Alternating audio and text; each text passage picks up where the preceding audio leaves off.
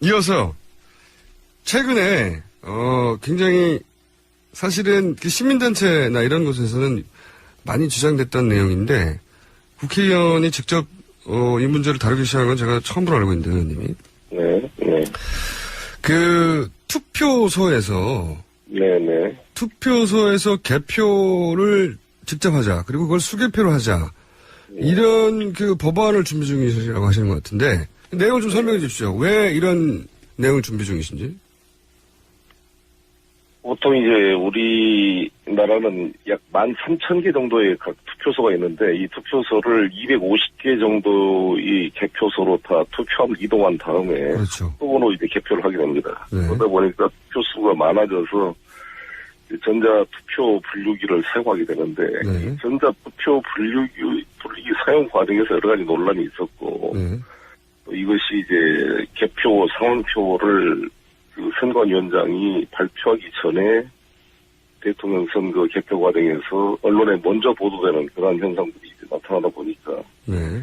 여러 가지 공정성이 문제가 되어서 쭉 제가 그때는 국회의원이 아니었습니다. 지난번 대선 때는. 네. 시장으로 있으면서 볼 때도 상당히 좀 답답하고 확인하고 싶은 마음이 있었는데 네. 국회에 와서 쭉 이걸 점검을 해보려고 합니다. 그래서 제가 지금 시민단체 쪽 이야기도 들어보고 별도로 선관위 관계자들의 이야기를 또 별도로 제가 소집을 해서 쭉 확인을 해보려고 합니다. 제기되는 의문에 대해서 답변을 들어보고 그게 합리적으로 의심이 해소되지 않으면 이 법에 대한 개정안을 좀 준비를 해보려고 합니다.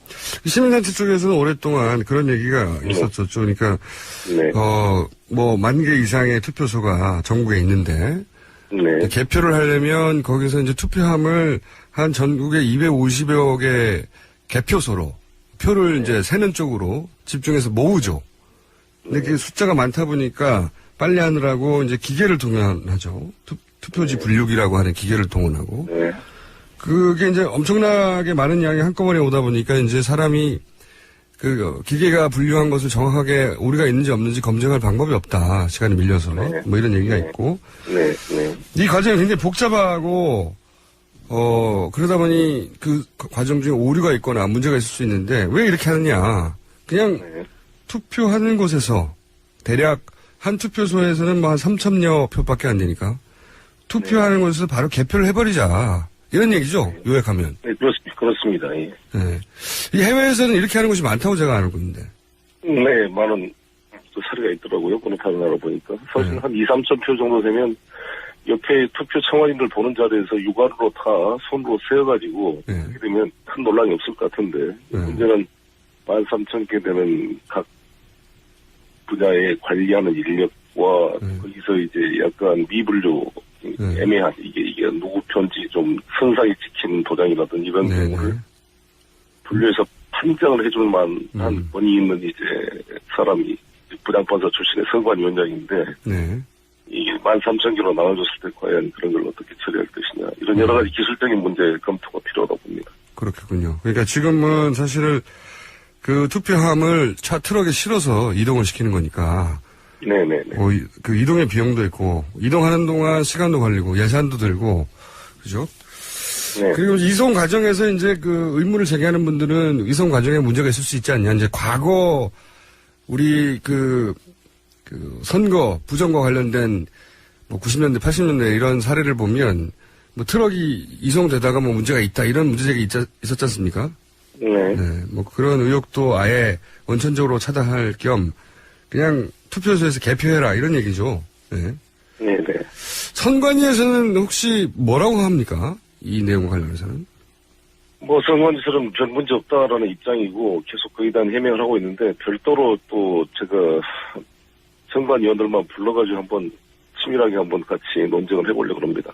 이 각 투표 분류기 자체가 전산 조직과 연결되어 있느냐 문제인데 단순한 수개표를 도와주는 보조장치로서의 기계 분류기가 아니라 여기 전산과 연결되어 있을 때 해킹 가능성이나 중간에 입력 오류가 될 가능성 또 다른 프로그램이나 어떤 이게 뭐 20대에 있을 가능성 이런 것들에 대해서 한번 점검을 해봐야 될 것 같아요. 그렇죠. 최근에 아시다시피 미국에서도 뭐 러시아가 미국 대선 과정에 뭐 전산망에 해킹을 했다 이런 논란이 있어서 그렇죠. 상원에서 조사위원회를 구성하자 이런 말이 나올 정도이기 때문에 오바마 대통령이 러시아가 개입한 것까지는 맞다. 예. 그런 얘기를 했죠. 그래서 이제 물론 이 재검표 과정에서 결과가 뒤집어질 것 같지는 않지만 어쨌든 재검표를 일부 주에서 하고 있는 중이죠 지금. 네네 그렇습니다. 그리고 그 재검표 과정에서 아예 수개표로 하자. 우리나라처럼 이렇게 기계를 도입해서 그 투표 분류를 하고 중간 과정에서라도 하는 나라는 사실 생각보다 많지 않아요. 제가 알기로도. 대부분은 그냥 그 투표한 곳에서 그냥 손으로 개표하고 사람은 육안으로 하는 게 가장 정하니까요. 네네네. 손으로 하고 그냥 그걸 모으기만 하면 되는데 지금 우리는 표가 직접 이동하는 겁니다. 한 곳으로. 모든 사실 이 대통령의 권한 행사의 근거가 사실 국민이 직접 뽑은 투표에 있는데 이 투표 개표 과정이 의문이 생기면 대통령의 모든 권력의 정당성이 무너진 거기 때문에 사실 이건 좀 시간이 들고 하더라도 의혹의 소지가 없이 국민의 뜻이 정확히 반영되도록 하는 것이 매우 중요하다고 봅니다. 예를 들면 유럽에서 독일에서도 이런 기계를 도입하려고 하다가 결국은 그 대법원에서 기계를 도입하지 않는 걸로 결론이 났는데 그 이유가 그렇더라고요. 누구나 그러니까 기계를 도입하면 기계가 오류가 있네 없네 설명해야 되는데 그 독일에서는 누구나 아무나 전문가의 설명 없이도 투표와 개표 과정은 이해할 수 있어야 한다. 그러니까 기계를 도입하면 안 된다. 이렇게 단순하게 결론을 냈더라고요. 그게 맞지 않습니까? 역시? 근데 이제 걱정은 이 논의를 해서 지금은 조기 대선이 있을 가능성이 대단히 높은데 그 전까지 이게 법안이 발의돼서 적용이 될까요? 대선 결정이 되면 일단 빨리 될 수 있을 것입니다. 어차피 이 룰이라는 것은 여야가 합의해야 되는 거기 때문에 이번 대선에서 사실 여당이 이긴다는 자신이 없지 않겠어요? 우리가 동의하면 사실 새누리당 쪽에서는 굳이 반대할 이유가 없지 않을까 이렇게 생각하는데요. 반대하면 이상한 거라고 봐야 됩니까? 사실 그 개표에 대한 이야기는 오랫동안 있어 왔는데 의원님이 처음으로 이제 이런 주장을 하신 시민단체들을 모아서 얘기를 듣고 선관위 얘기도 듣고 물론 반론도 듣고 비용도 따져보실 것 같고 만약에 필요하다 싶으면 법안을 직접 발의하실 계획이십니까? 그렇습니다. 약속 이야기를 다 들어보고 또 이에 대해서 또 문제 없다는 주장도 있기 때문에 제가 어느 한쪽에 미리 선입견을 갖지 않고 충분히 쭉 봐서 합리적 의심이 없도록 이거를 한번 정리를 해볼 생각입니다. 알겠습니다. 이 문제는 좀 더 진행하시면 저희가 다시 한번 연결을 하기로 했고요. 네네. 이어서 최근에 굉장히 사실은 그 시민단체나 이런 곳에서는 많이 주장됐던 내용인데 국회의원이 직접 이 문제를 다루기 시작한 건 제가 처음으로 알고 있는데 의원님이. 그 투표소에서 투표소에서 개표를 직접 하자. 그리고 그걸 수개표로 하자. 이런 그 법안을 준비 중이시라고 하시는 것 같은데 내용을 좀 설명해 주십시오. 왜 이런 내용을 준비 중이신지.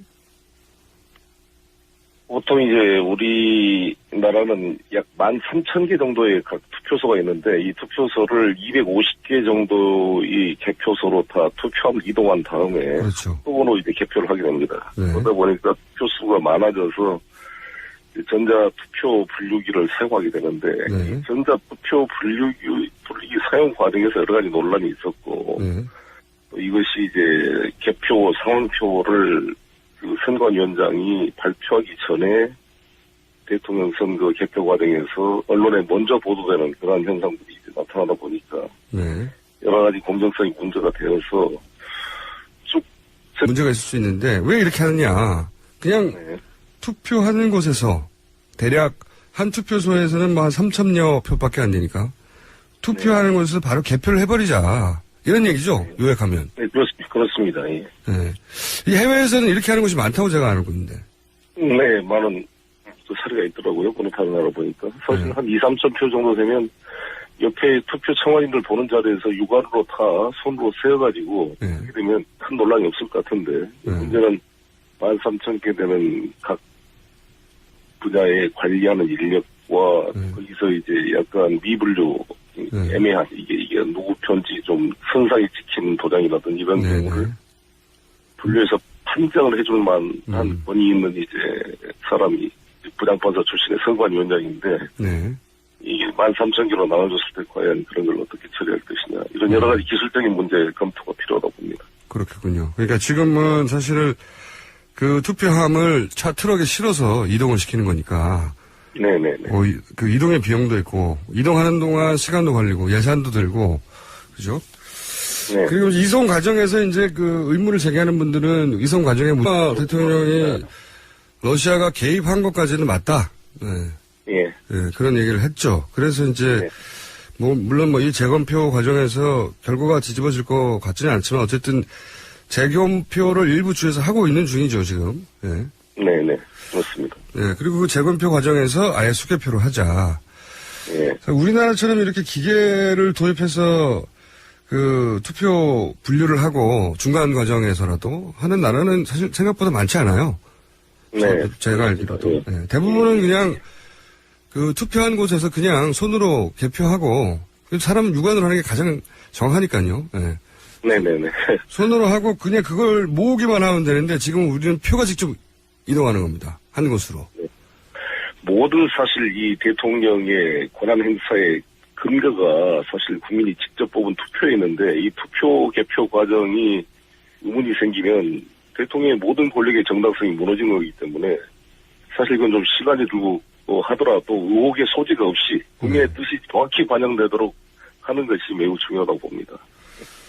예를 들면 유럽에서 독일에서도 이런 기계를 도입하려고 하다가 그때는 국회의원이 아니었습니다. 지난번 대선 때는. 네. 시장으로 있으면서 볼 때도 상당히 좀 답답하고 확인하고 싶은 마음이 있었는데 국회에 와서 쭉 이걸 점검을 해보려고 합니다. 그래서 제가 지금 시민단체 쪽 이야기도 들어보고 별도로 선관위 관계자들의 이야기를 또 별도로 제가 소집을 해서 쭉 확인을 해보려고 합니다. 제기되는 의문에 대해서 답변을 들어보고 그게 합리적으로 의심이 해소되지 않으면 이 법에 대한 개정안을 좀 준비를 해보려고 합니다.